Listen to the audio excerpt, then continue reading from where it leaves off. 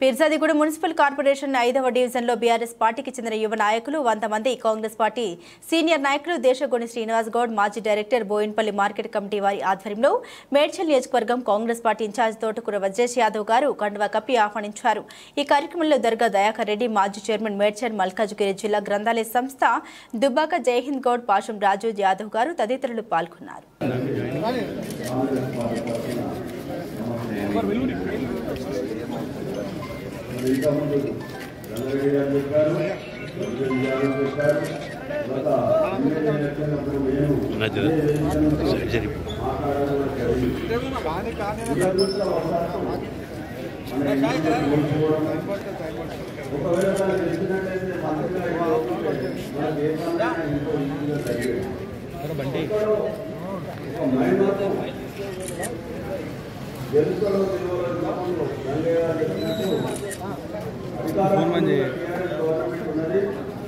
మరి ఒక్కరు గెలిస్తే మరి పొద్దున మళ్ళీ వాళ్ళతో